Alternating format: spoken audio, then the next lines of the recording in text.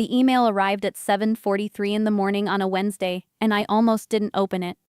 I was standing in the lobby of a Marriott in Denver, travel mug in one hand, leather portfolio tucked under my arm, 12 minutes from a client site visit with a regional hospital group that had hired me to audit their vendor payment systems. My phone buzzed. The sender was my mother, Renata. The subject line read, "Don't come back early. Enjoy starting over." I opened it because I thought it was about the heating bill. Or the plumber. Or one of the 100 small pointed complaints she had been routing through my inbox since I'd made the miscalculation of inviting her to live with me. It was 3 paragraphs. Short. Almost breezy. She and my sister Danny had made a decision. They had cleared the house furniture, electronics, jewelry, the cedar chest my grandmother had brought from Guadalajara, loaded everything into a moving truck, and driven south to Scottsdale, where Danny had found a short-term rental. The last line read, "Your savings are already taken care of. You were always better at being alone anyway." I read it twice. Then a third time. Then I smiled. Not from relief. Not from shock. The specific quiet smile that comes when something you spent months preparing for finally arrives and you realize the preparation was enough. My name is Margot Delgado. I'm 36 years old. For the past 11 years, I have worked in healthcare compliance consulting, which means hospital networks and insurance intermediaries pay me to find where money disappears before the disappearance becomes a scandal. I am by professional formation a person who does not leave important things unguarded. I read contracts the way other people read menus.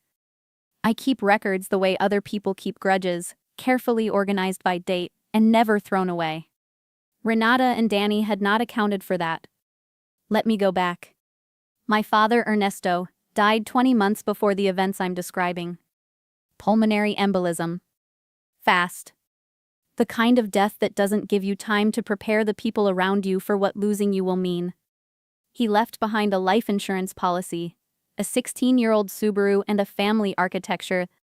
Danny is 5 years older than me. She was the one my mother worried about, organized around, returned to whenever things went sideways. Danny had dropped out of a graduate program, accumulated debt, cycled through cities and roommates and jobs with a kind of restless charm that my mother called finding herself, and that I had watched from the outside for years without being able to name what bothered me about it. I had put myself through a university program on academic scholarship, worked weekends, graduated without debt, and built a career that required precision and discipline. My mother's response to those years was usually a brief nod, as if I had simply done what anyone would do. After Ernesto died, Renata said she couldn't manage the house alone. She was 63, in good health, fully capable of independent life. But grief makes people say things, and I was not immune to my own grief either. So I invited her to stay with me in the house I had bought in Sacramento at 31. Then Danny just needed a few months to regroup. Those months became 3 years. I paid the mortgage, the utilities, the groceries, the property taxes, the homeowner's insurance. I drove Renata to her appointments. I handled the estate paperwork when my father died, all of it, while running a consulting practice that required me to travel 4 or 5 days most months. In return, I was treated the way useful things are treated, relied upon and resented. The small signs came in sequence, the way they always do. Danny started asking questions about my banking setup about 9 months before Denver.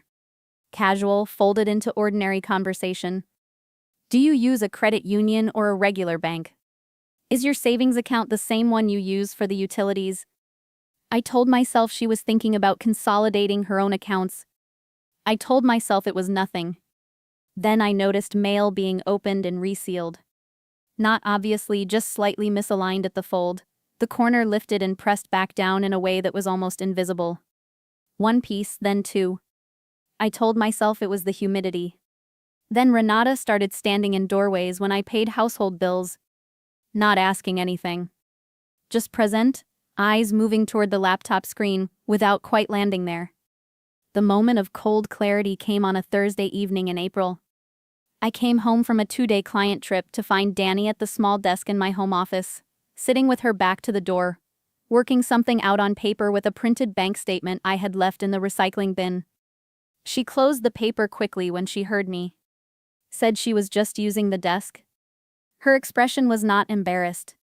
It was interrupted. I didn't say anything. I went to my bedroom, closed the door, and sat on the edge of the bed with my hands very still in my lap. I didn't feel panic. I felt the particular cold clarity that arrives when something you've been quietly categorizing as probably nothing reveals itself as something. That night I called my attorney, Philip Weston. Philip is 51, former banking litigator, now runs a private practice in Sacramento focused on asset protection and civil disputes. He has a deliberate, unrattled quality that makes chaotic situations feel containable. When I told him what I'd seen, he was quiet for a moment. Then how much of your full financial picture do they have? I said, probably too much. He said, then we start today. Not after. That was the beginning of 5 months of careful, quiet work. Philip brought in a forensic accountant named Clara Ibanez, 15 years of experience in asset tracing and fraud documentation. She reviewed my records within a week and produced a 12-page report documenting unauthorized activity going back 8 months. Small amounts, irregular intervals, from an account Renata had limited access to for household expenses. The restructuring was methodical. The bulk of my savings was moved out of the account Renata believed was my primary repository. What remained in the visible account was a structured holding balance, legitimate funds, but arranged so that any unauthorized transfer would create a documented paper trail across state lines, triggering federal statutes on wire fraud. I photographed every item of value in the house. Serial numbers, purchase receipts, insurance valuations. Several pieces I suspected Danny had been appraising were quietly replaced with insured replicas after Clara confirmed the appraisal research in the browsing history of the household tablet which Danny used regularly and assumed was not monitored. It was monitored. I updated the security system to a private cloud backup they had no knowledge of. Full audio and video coverage of the main entry, the living room, and the front exterior. I removed Renata from the household expense account and replaced her access with a limited use card, $200 ceiling with real-time alerts to my phone. Then I waited. The consulting trip to Denver was scheduled in early November. I told Renata and Danny 10 days in advance and watched their reactions carefully. Danny nodded quickly and left the room. Renata asked what day I was leaving. Both responses were slightly off in a way I couldn't have explained to anyone who hadn't been watching as long as I had. I left on a Monday. By Wednesday morning, while I was reviewing vendor contract discrepancies on the 4th floor of a hospital administrative building, the email arrived. I stood in the lobby and breathed for 40 seconds. My hands were cold. Something at the back of my throat wanted to become a sound I was not going to make in a hotel lobby. Then I forwarded the email to Philip. Then I called my bank's fraud contact, a senior specialist named Adrian Cole, a relationship Philip had established specifically for this possibility 6 months earlier. Then I opened my laptop and checked the security archive. The moving truck had arrived at 8:40 that morning. The footage was 14 minutes long. I watched my house emptied room by room, the dining table, the framed photographs, the cedar chest, the record player Ernesto and I had rebuilt together when I was 19. Danny's voice came through the audio clearly. At one point she said, "Take everything that has value first. Leave the books." I closed the laptop, stood up, walked into my next meeting. I am a professional. I was not going to let them take that too. By that evening, Philip had filed emergency notices with Sacramento PD's Property Crimes Division, the bank's fraud unit, and a federal reporting channel. The movement of property across state lines and the attempted transfer of funds from flagged accounts triggered jurisdiction under federal statute. Philip had also contacted the Scottsdale Rentals Management Office, whose confirmation email Renata had mistakenly forwarded to a shared family account I still had read access to. The property manager cooperated immediately. He had no interest in the middle of a fraud case. Adrian Cole confirmed within 2 hours that the account Renata had accessed was frozen pending investigation. The transfer Renata believed she had completed had processed into a review queue. The funds were inaccessible. The paper trail attached to every digit. I flew home the next morning. The house was stripped. I unlocked the front door at 11:17 and stood in the entry and let the silence settle. No rug. No console table. No photograph of my father and me at my graduate pinning ceremony, which had hung in that hallway for 4 years. The hooks where my coat and Renata's coat had hung side by side were bare. The air smelled like packing tape, and the specific absence of everything familiar. I put on latex gloves. Philip had told me to treat the house as a potential evidence scene and photographed every room. Every empty bracket. Every drawer left crooked. Renata had left a printed note on the kitchen floor beside the open safe. She had taken the $800 in emergency cash I had placed there deliberately, along with documents formatted to look like account information. She had not looked under the bottom shelf. Taped there was a small index card in my handwriting that said, "Check the account names again." I photographed it in place, then peeled it off and put it in my bag. Then I poured a glass of water, because it was the one thing they hadn't taken that I needed right then, and I waited. Danny called first at 6:58. I let it go. Renata called at 7:40, then 7:43. On the fourth attempt I answered. She skipped hello. Renata has not said hello to me in years. I note that as documentation, not grievance, and launched straight in, her voice pitched high, tight. What did you do? The card isn't working. The transfer is frozen. The rental office is asking about payment. I leaned against the stripped kitchen counter. Outside the window, a neighbor's sprinkler was running. A completely ordinary Thursday morning. Help with what? I said. The accounts? What accounts? I said. The ones that belong to me. Danny grabbed the phone. I could hear wind and traffic. Stop playing games. Whatever you reported, undo it. We're here and it's your fault. I didn't take anything, I said. You did, she said. You took my property. You emptied my house. And your mother sent me a written description of exactly what happened, with a subject line. That email was between family, Renata shouted from somewhere behind her. I wrote that line on a notepad immediately after hanging up. Philip laughed for a full 10 seconds when I read it to him. She had sent a written account of felony theft to my professional email address and believed it was a private family communication. What followed was not cinematic. Real legal processes are spreadsheets and scheduled calls and documents filed with exhibit numbers. My neighbor Greta Sandoval had seen the moving truck that morning and filmed 42 seconds on her phone. Danny clearly visible in the doorway, her voice audible on the clip. A detective named Lorraine Castillo was assigned through Sacramento's Property Crimes Unit, and she reviewed the security footage, Greta's clip, Renata's email, and Clara's financial documentation in a single 3-hour session. When she finished, she looked at me and said, "You did half our work already." "It's what I do for a living," I said. She almost smiled. The civil settlement came 4 months later. Renata's attorney negotiated it to avoid a full trial. Structured repayment of misappropriated funds. Return or replacement value for removed property. A formal acknowledgement filed with the case record that the removal had been unauthorized. Danny's separate restitution agreement included a probationary structure that would escalate to criminal charges if violated. Between the recovery, the insurance claim, and the restitution payments, I got back approximately 89% of what had been taken. Real life leaves dents. I rebuilt the house the way I'd always wanted it. Bought a dining table alone on a Saturday morning. Repainted the 2 back rooms. Turned Danny's old bedroom into an office for my consulting practice. Standing desk, second monitor, proper chair, and within 60 days was running 3 new client contracts out of that space. The room that had held 3 years of someone else's chaos and my own unreciprocated patience was now the room where I was building what came next. That was my favorite part. I won't pretend otherwise.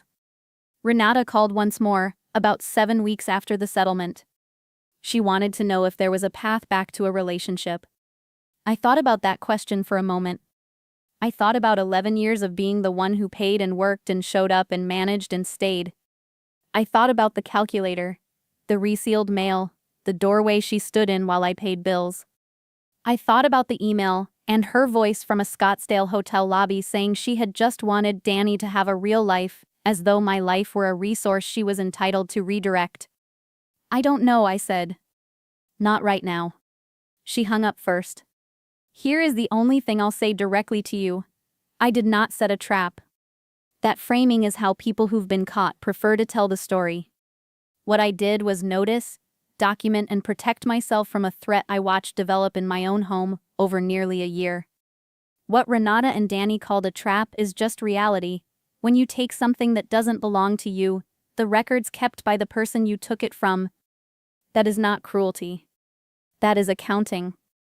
People who take from family depend on a single assumption above everything else, that love means you won't enforce what's yours.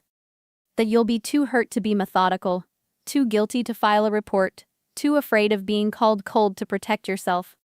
I had spent 36 years being taught that lesson. I had finally decided it wasn't one I needed to keep learning. So here is what I'll leave you with. If someone in your life has been making you feel that protecting yourself is a betrayal of them, the wine was already poured when my mother tapped her glass with a butter knife and called for attention.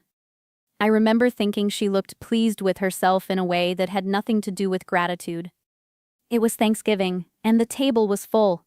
Aunts, cousins, my father at the far end pretending to be neutral, my sister and her husband side by side like a united front. My mother smiled at the room, and then she smiled at me. And those were two completely different smiles. "To my greatest humiliation," she said, raising her glass, "here's to Marlo." 31 years old, and still letting her landlord pay for her lifestyle. The table didn't go silent. That would have been easier. Instead it erupted, glasses tipped toward her in solidarity. Someone down the row laughed too loudly, and my brother-in-law Marcus leaned back and announced to no one in particular. My uncle Bert, who I had not spoken to since spring, shook his head at me with that particular expression men wear when they've decided disappointment is wisdom. I stared at my plate. I gave myself exactly 30 seconds to become something other than what they expect.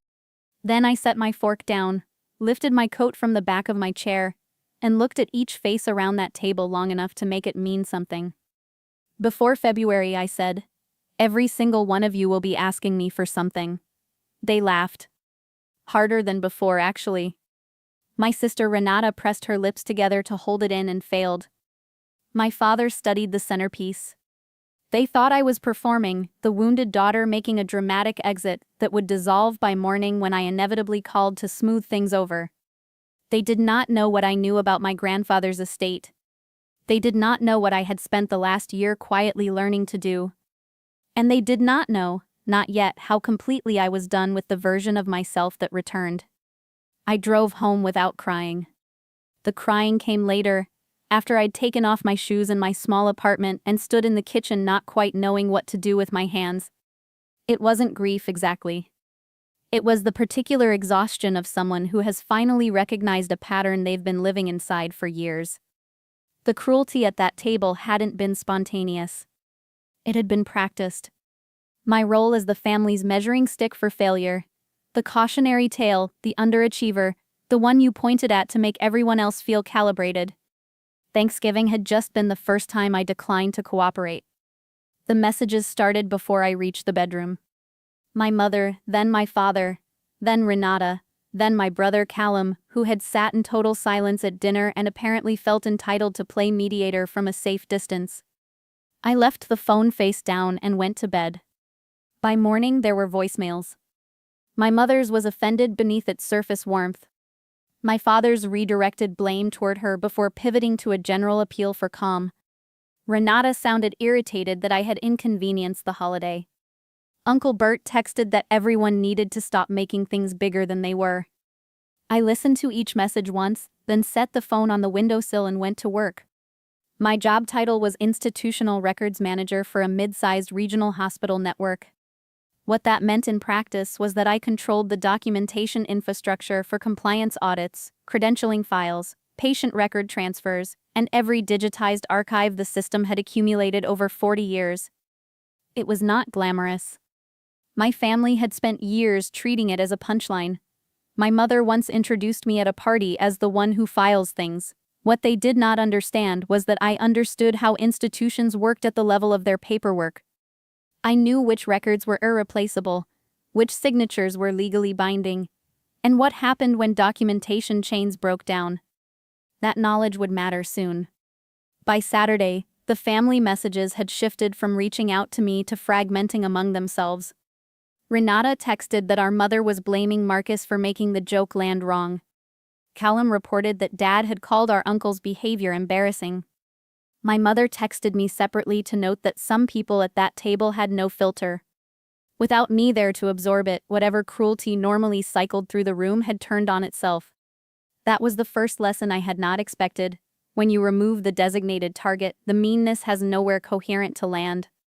My closest friend, Dora Vasquez, arrived on the second Saturday of December, with tamales she'd made herself and the kind of listening that doesn't require you to explain everything from the beginning. She worked in community legal aid, and had a gift for identifying when a situation had moved from bad to structurally unsound. She looked at me across my kitchen table and asked the question my family had never once asked. What do you actually want from this? Not what was fair. Not what would restore harmony. What did I want? I told her the truth. I wanted one gathering in my adult life where I was not the object lesson. She nodded like this was self-evident and said, "So build one." I started that night. I requested additional project hours through January. I submitted a formal application for the senior compliance director role that had been open for 2 months. I began drafting documentation on a records digitization initiative I'd been circling for a year without committing. And on a Thursday afternoon while reviewing credentialing files, I received a call from an attorney named Patricia Hale, who represented the estate of my grandfather Raymond Osei. My grandfather had died in the early fall. While the family attended the service and negotiated over his possessions, I had spent the better part of the previous 2 years helping him organize and digitize the business records of a commercial property he'd owned for decades, a mid-size office building in the city's historic district, currently leased to 4 tenants. He used to say I was the only one who understood that old things had weight. Patricia Hale told me there was an estate matter requiring my presence. Not the family's. Mine specifically. Have you ever stood very still in a fluorescent-lit office hallway and understood that your life is about to change shape? The estate meeting took place in a conference room that smelled of carpet cleaner and constraint. My mother arrived first and looked genuinely thrown when I walked in. My father's jaw set. Marcus wore the expression of a man calculating odds. Uncle Bert muttered something that suggested he found my attendance presumptuous. My grandfather's estate had distributed most personal effects months earlier. What remained was the commercial building, currently generating stable rental income. Recently appraised at a figure that made the room very quiet, along with a reserve account and a set of business records, Patricia described as having significant historical valuation. The building had been placed in a trust before my grandfather's death. The trustee was me. My father laughed once, briefly, the way people laugh at a mistake they assume will be corrected momentarily. Marcus said there must have been an error. There was no error. Patricia explained that the trust generated income. She explained that the asset had appreciated considerably. She explained that distributions from the reserve account were at the sole discretion of the trustee. There were no automatic disbursements to any family member. None. That was the moment I understood how much debt had been quietly accumulating around me. My father's events company had overextended through the summer. Renata and Marcus's boutique was carrying a delinquent business loan. Uncle Bert had borrowed against collateral he'd partially sold. They had not spent 6 weeks calling me because they felt badly about Thanksgiving. They had been calling because they had been counting on my grandfather's property to solve problems they had not yet admitted aloud.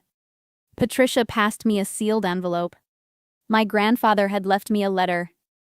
I took it home and read it at my kitchen table with cold tea, and the window cracked. He wrote in the careful, deliberate handwriting of someone who chose words the way you'd choose tools, only the necessary ones. He wrote that he had watched the family dynamics for years with more clarity than anyone had credited him. He wrote that every extended family produces one person assigned to absorb the discomfort that others generate and that he was sorry he had not interrupted that pattern sooner. He wrote that I had been sharpened by being underestimated, but that being sharpened was not the same as being uninjured, and he hoped this gift would purchase some time and some quiet. Then he wrote, "You are under no obligation to rescue people who would not have rescued your dignity." I did not cry immediately. Then I did for a long time, because someone had finally said the plain thing plainly. The calls came in waves after that. My father 3 times before noon. My mother leaving voicemails that blurred at the edges where her composure gave out. Renata, clipped and urgent. Marcus, who had never contacted me directly, suddenly treating me like a business contact he'd neglect. Uncle Bert leaving one furious message about power corrupting, which was a remarkable posture from someone actively requesting financial rescue. Renata was the first to understand that voicemails were not going to move me. She texted one sentence, "Please just meet me." We met at a cafe between our neighborhoods on a gray Tuesday. She looked like someone who had not been sleeping well and had compensated with careful grooming that didn't quite hold. We ordered coffee. She stared into it for a while. She apologized. I waited. She apologized more specifically, and I waited longer, and then she told me the truth that she had laughed at my mother's toast because when our mother aimed her attention at someone else, the only safe position was proximity to her. That Marcus had been antagonistic at Thanksgiving because he was frightened about the loan and had needed somewhere to put that fear. That our mother had been drinking before the guests arrived. Then twisting a paper napkin into pieces, Renata admitted that our mother had told her to come. That if Renata didn't repair things with me, she shouldn't expect support when the boutique failed. I asked her one question. If I weren't the trustee, would any of this be happening? She was quiet for long enough to answer without speaking. Then she said softly, "Not like this." That stung more than the original toast. Not because it surprised me, but because hearing it removed the last version of the story I'd been protecting. 3 days before Christmas, I accepted an invitation to meet at my parents' house. I set the terms in advance: daytime, no alcohol, no additional guests, and Patricia Hale copied on any discussion involving the estate. My father responded with a thumbs-up emoji, which told me something about his relationship to accountability.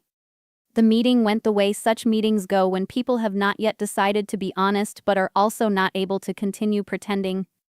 My mother cried immediately. My father made sweeping, passive statements about feelings and misunderstandings. Renata sat with her hands folded. Callum was there, pale and saying little, which was at least consistent. I let the vague language float for 15 minutes. Then I asked them to say specifically what had happened at Thanksgiving. Not approximately. Specifically. My mother whispered the toast back to me. My father stared at the floor and repeated what he had added. Renata said what Marcus had said about their children. Callum said he should have spoken and hadn't, which was the first sentence in the afternoon that sounded like a real person. When my father finally asked what I intended to do with the building, I took out the copy of my grandfather's letter I had brought for exactly this moment, and I read aloud the sentence that mattered. Then I told them what I had decided. The trust would remain intact. The income would be managed responsibly. No disbursements would be made to family members, now or in the foreseeable future. A portion of the reserve income would eventually fund a preservation grant in my grandfather's name, supporting apprentice training in historical documentation work, something he would have recognized as meaningful. My mother said that if I cut them off this way, she didn't know what she had left to hold on to. The old version of me would have collapsed under that. Instead, I told her there was a difference between celebrating together and performing togetherness, and that perhaps this was the year to learn which one she actually wanted. I gave them the only terms I was willing to offer. No jokes about my finances, my work, or my choices. No deploying my discomfort as a social lubricant at gatherings. No treating my objections as sensitivity disorders. If it happened again, I would leave without negotiation. Nicole nodded. Callum nodded. My father said nothing. My mother asked me not to go. I told her I was already gone from the version of the family that needed me to stay diminished, and that everything after this was their choice. Christmas Eve, I stayed home. I made pasta, burned the first round of bread, sat on my floor in thick socks watching the small lit tree I'd assembled on a folding table by the window. It was not a beautiful holiday. It was a quiet one, and I had finally learned that quiet was not the same as absence.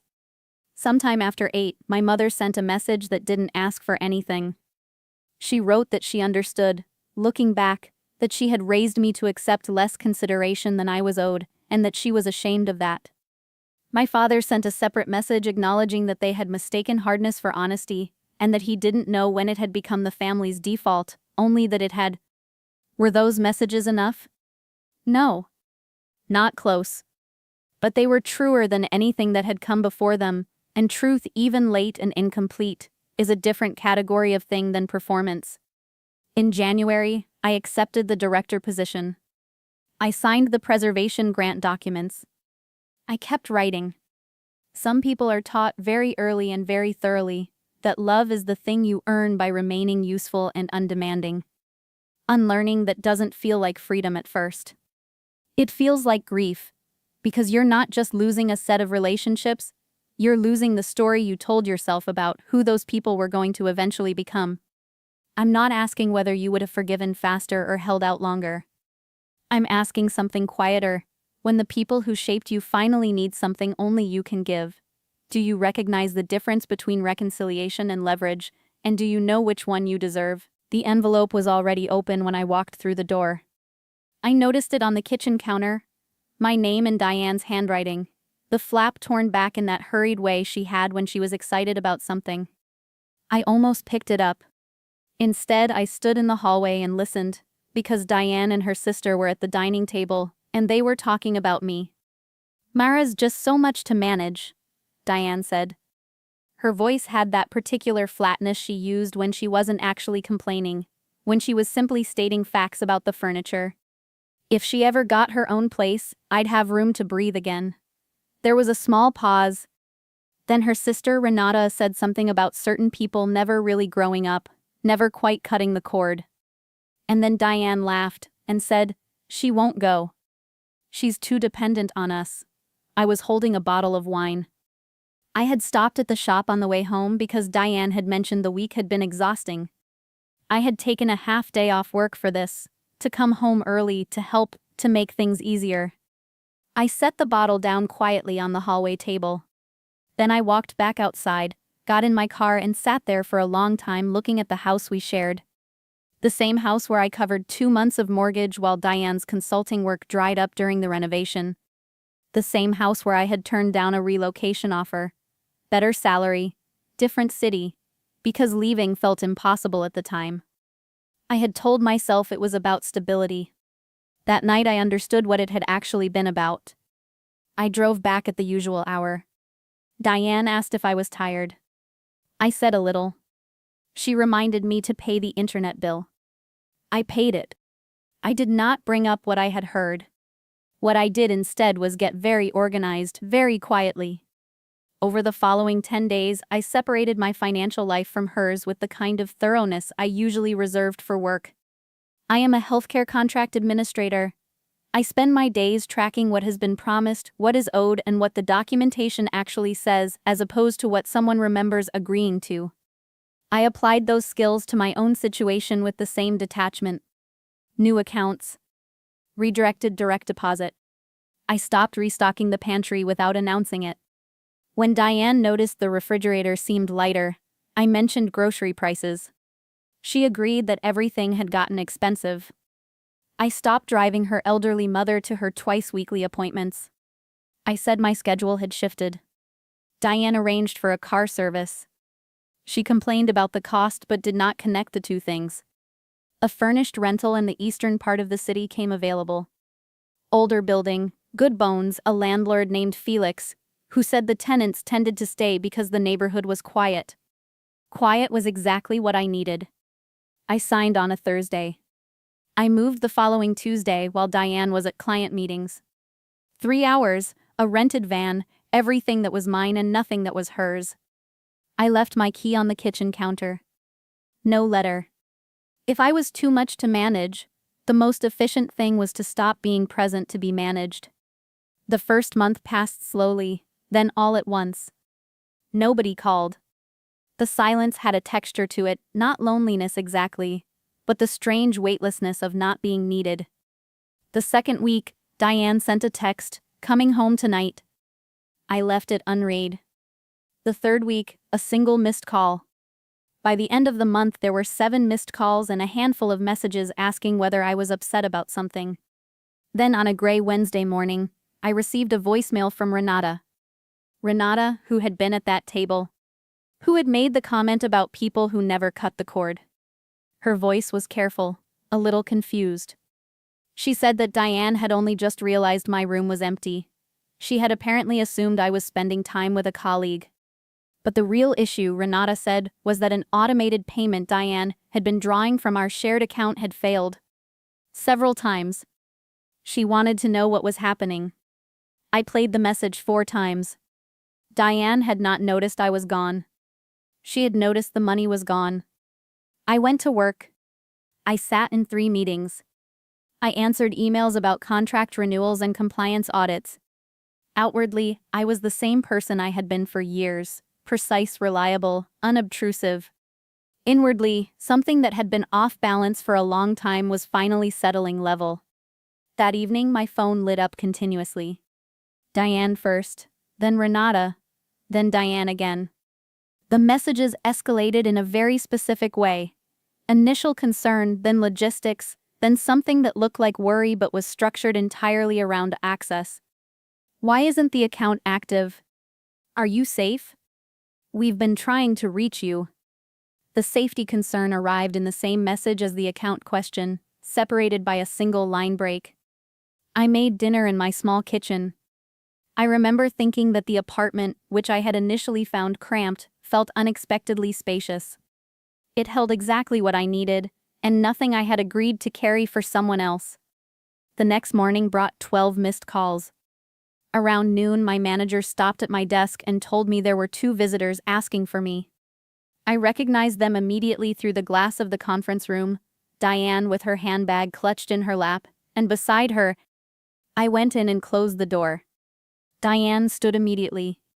"Why would you do this? Do you have any idea how worried we've been?" The worry was present but thin. Beneath it was something more structural. "What specifically are you worried about?" I asked. She paused. Her husband spoke instead. "The joint account is disconnected. The transfer didn't go through." There it was. "I moved out," I said. Diane made a small sound, almost dismissive. "No, you didn't." "I did." The silence that followed had weight. I watched Diane try several framings. It was an overreaction. It was unlike me. Families didn't simply disappear. I waited until she finished, and then I said, "You told Renata you'd finally be able to breathe if I got my own place." Her face changed. Her husband's eyes moved to her. "You were listening," she said. "I came home to surprise you." That was taken out of context. I asked what the context was. Neither of them answered. My manager knocked gently on the glass.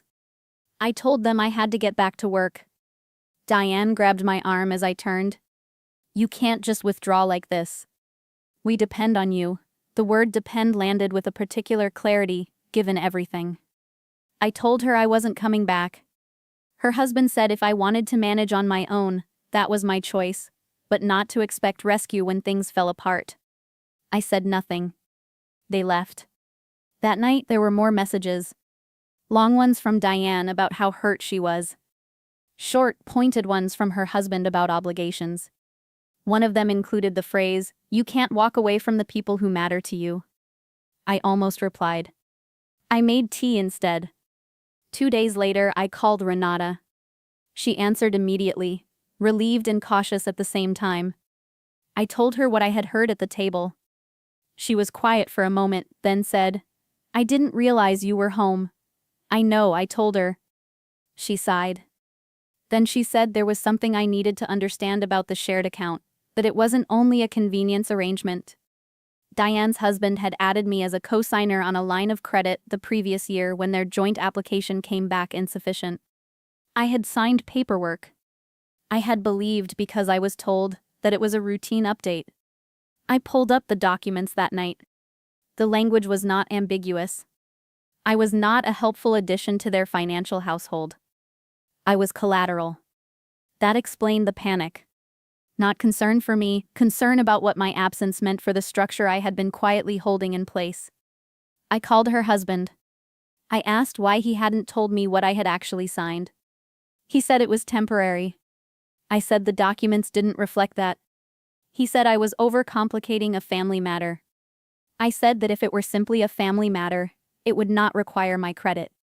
He told me that without some arrangement they would face serious consequences.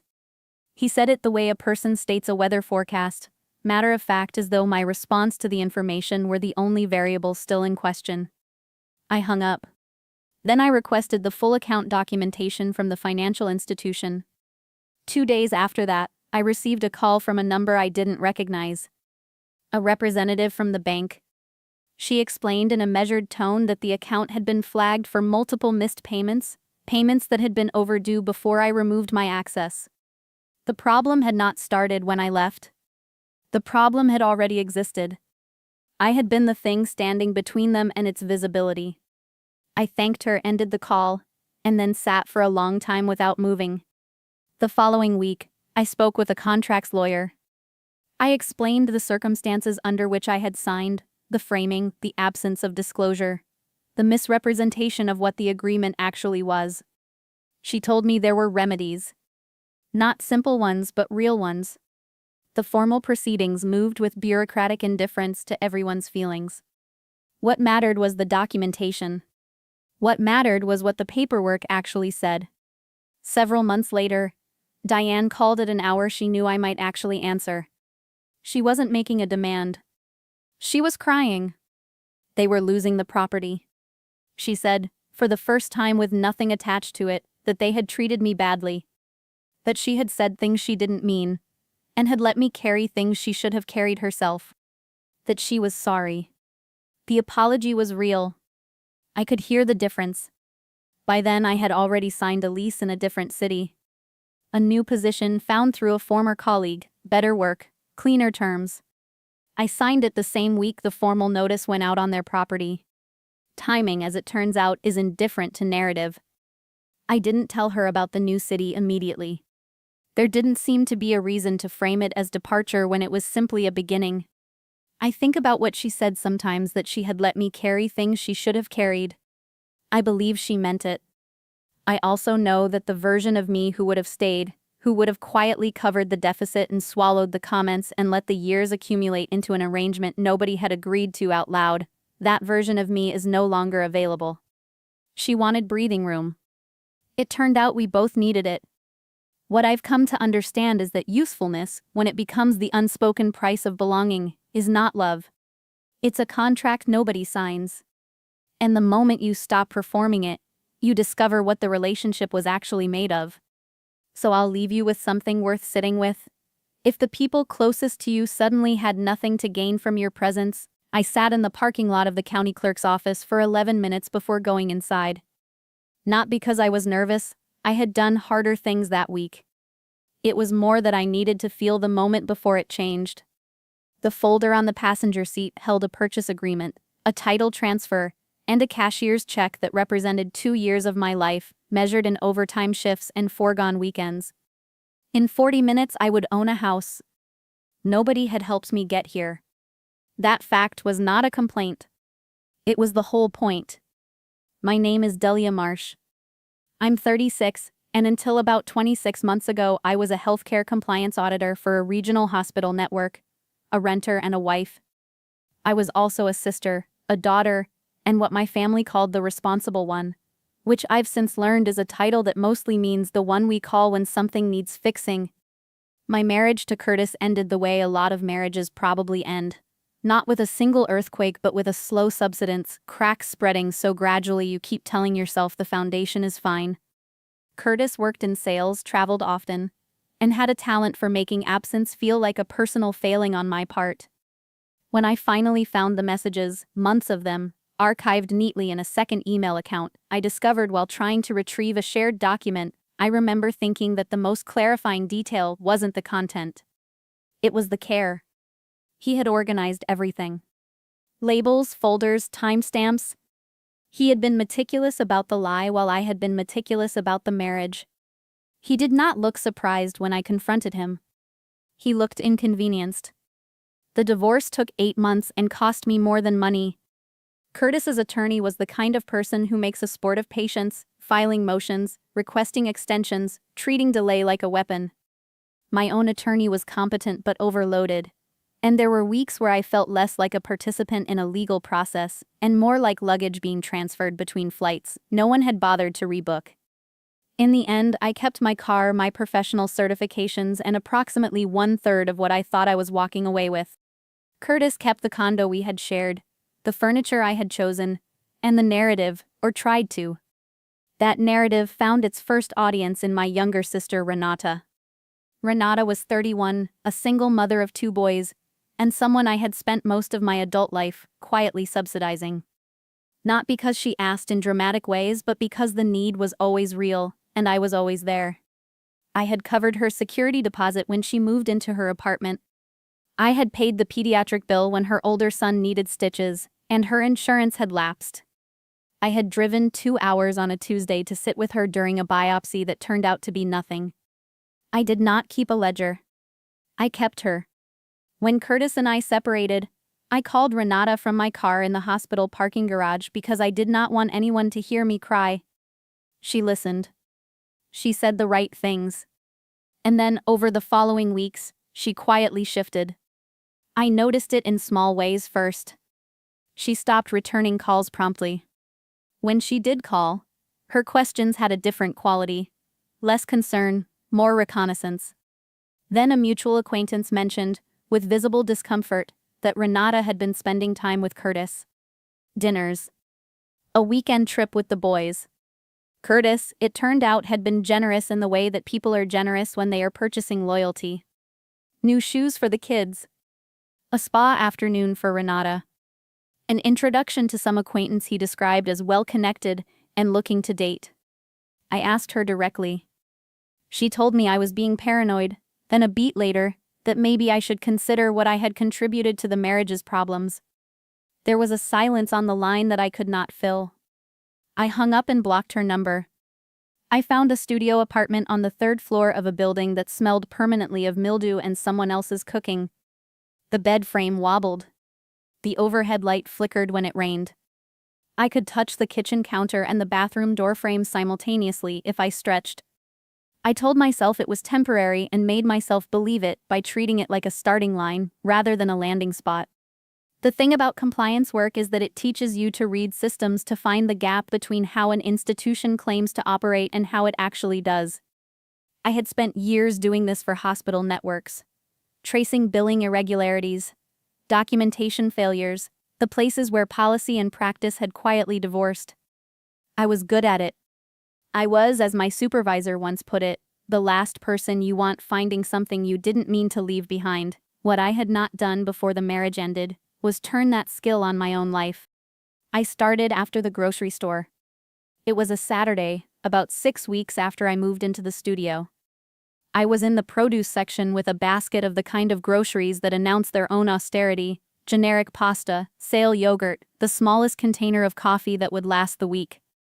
Renata appeared from the next aisle with the expression she wore when she wanted to seem concerned and feel superior simultaneously. She looked at my basket. She looked at me. She said with genuine cheerfulness that I looked exhausted. She told me Curtis seemed happier lately, that the boys adored spending time with him, that his new life seemed to suit him.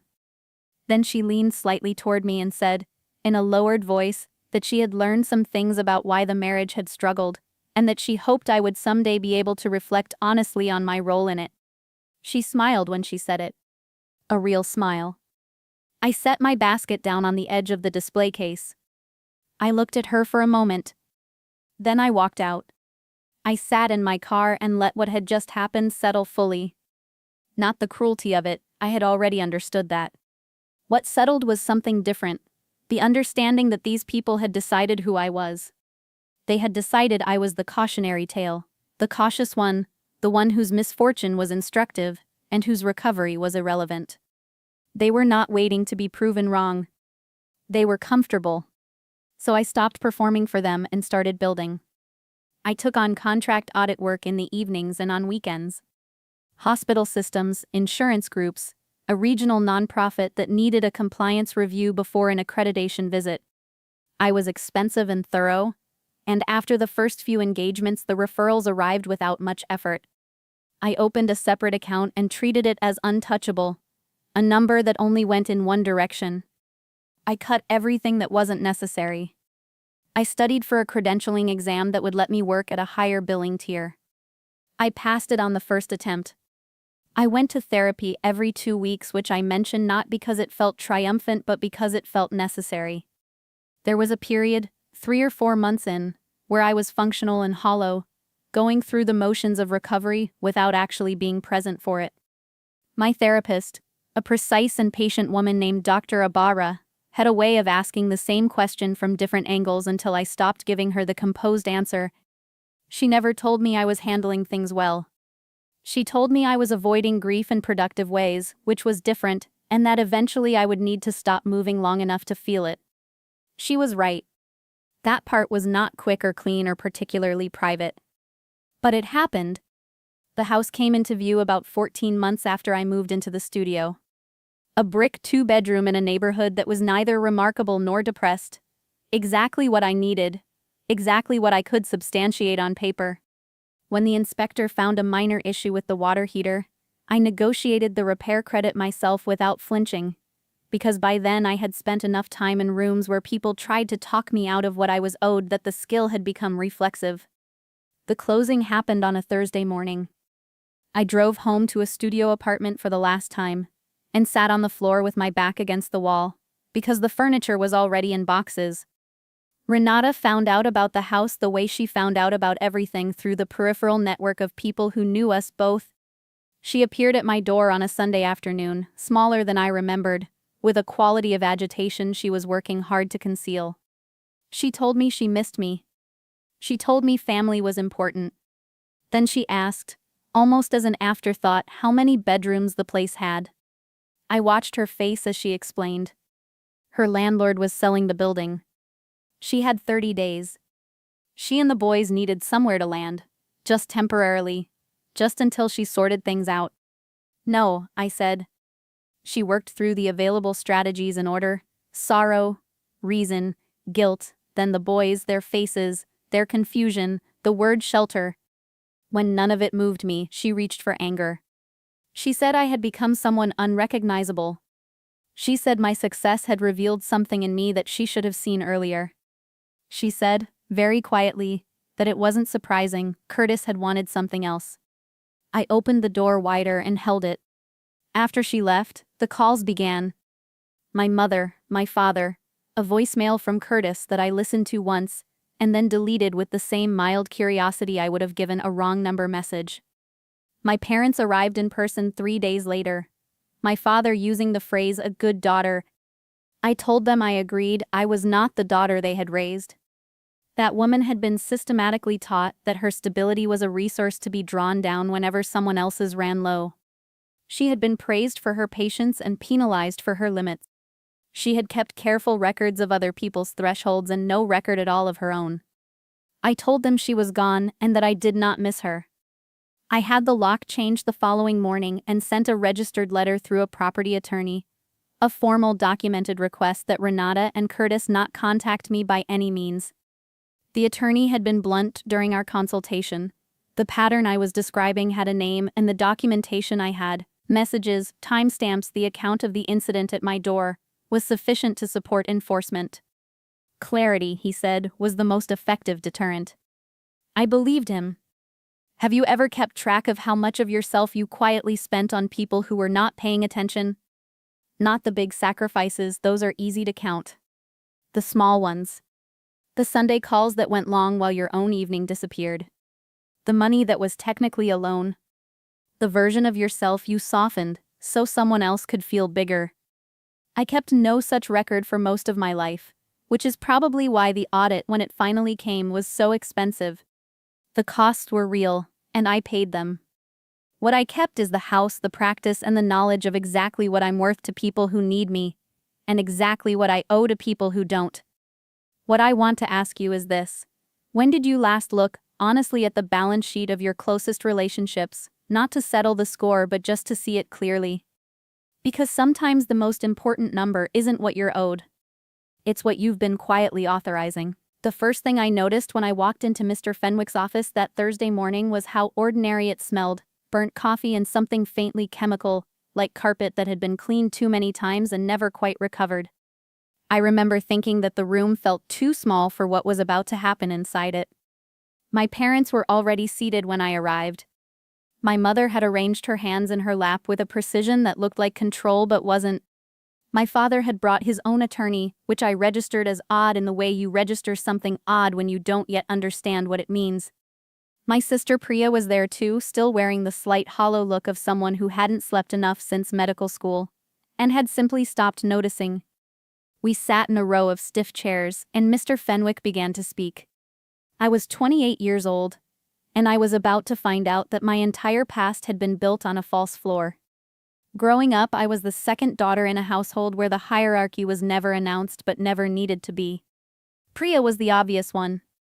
She was quick and certain in ways I wasn't, the kind of child who answered questions before they were finished being asked, who decided at age 10 that she was going to become a cardiologist, and then methodically made that happen. My parents lit up around her. Not cruelly, they weren't cruel people, which is part of what made it so difficult to name, but she occupied more of the room. More attention, more energy, more forward-leaning interest in her accomplishments.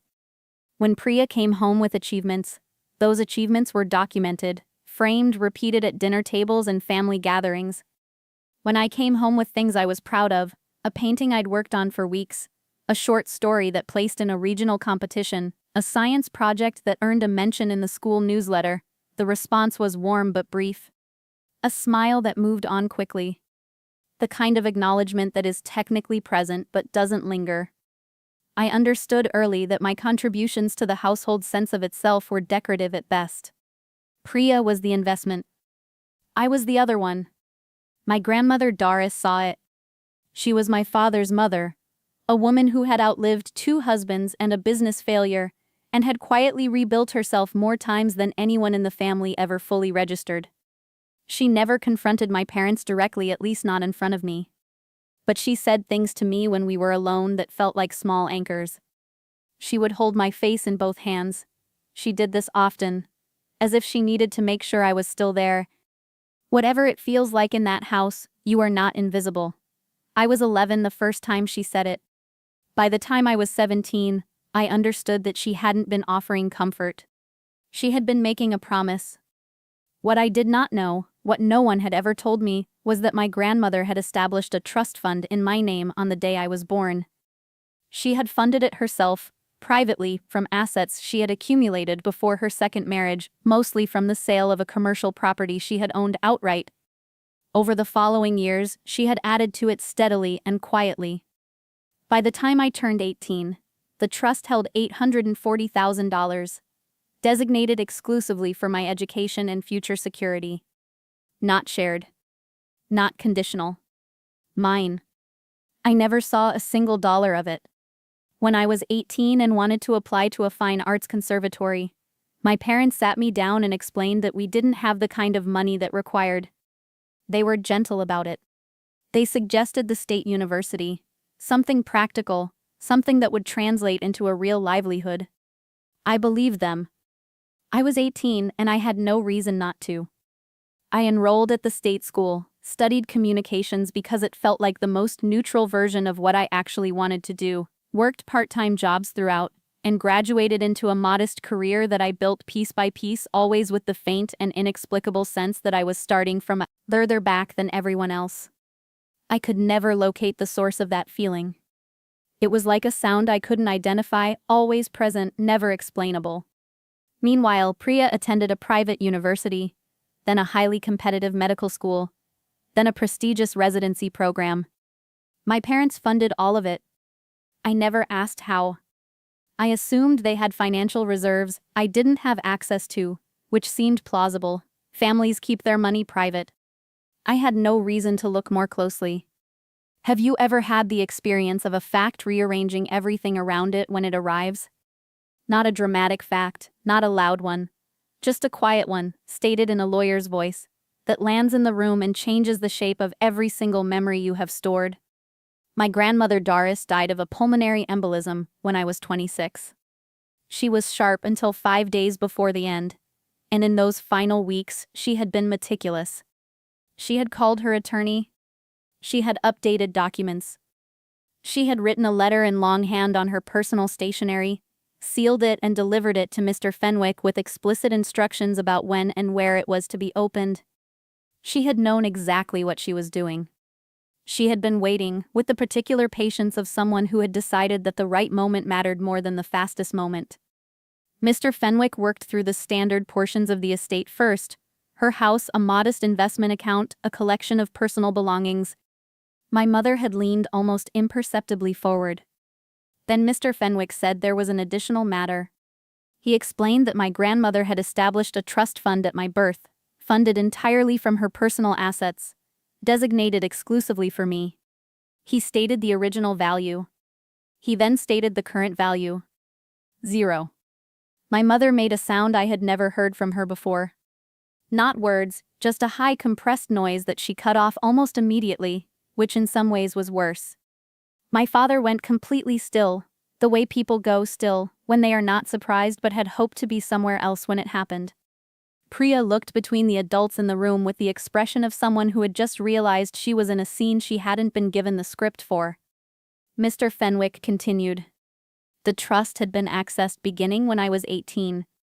The withdrawals had extended over approximately 7 years.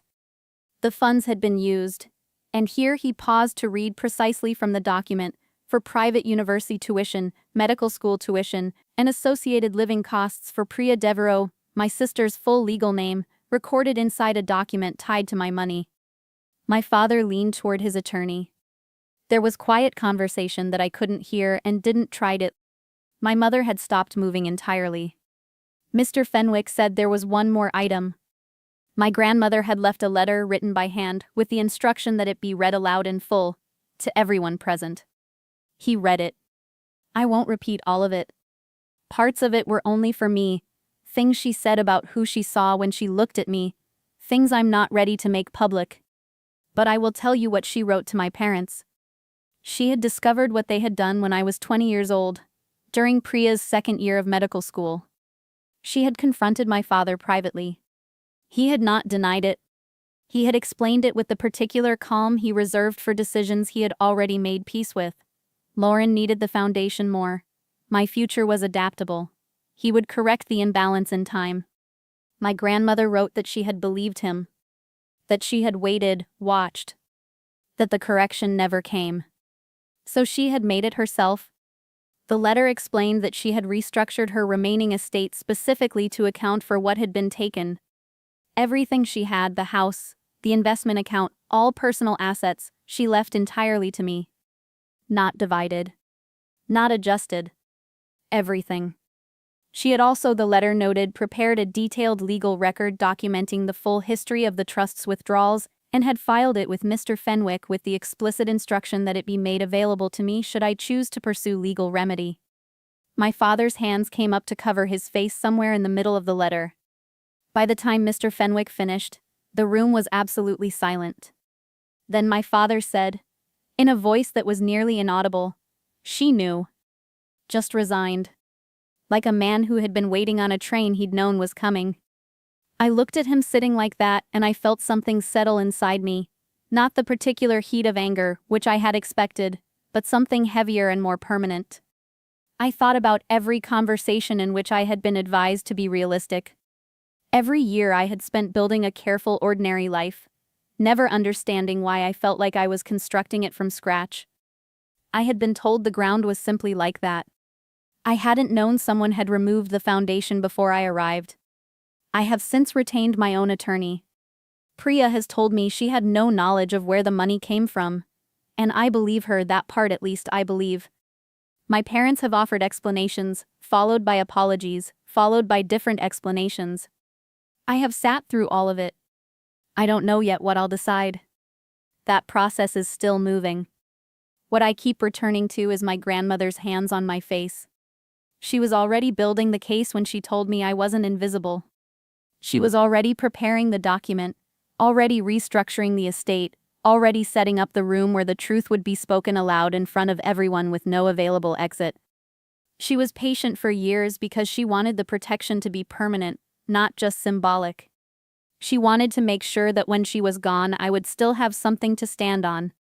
I had that. I just didn't know it while she was alive. And there is something in the knowing, even now, even late, that holds. So let me ask you this. If someone had quietly been building a floor beneath you your entire life, one you couldn't see and were never told about, would it change the way you understood every year you spent? Because it changed everything for me. And I'm still working out what that means.